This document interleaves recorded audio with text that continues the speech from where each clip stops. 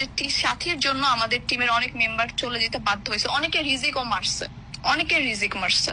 আমি নাকি তাকে কোন শুটিং এ প্রোডাকশন বয়ের মাধ্যমে গিয়ে তাকে মেরে ফেলতে চাইছি। You have no idea how much dangerous she is. জি আপু, ওই যে কালকে সেটে নাকি মারামারি করছেন এবং সাথীর মুখে নাকি জুতা ছুঁড়ে মেরেছেন, ঘটনা সত্যি?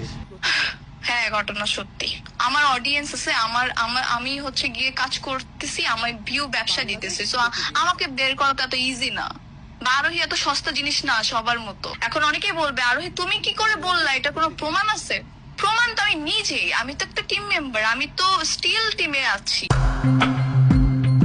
শায়লা সাথীর ওপর রাগ ঝেড়েছেন আরোহী মিম। শনিবার কথা কাটাকাটির এক পর্যায়ে সাথীর দিকে জুতা ছুঁড়ে মেরেছেন মিম।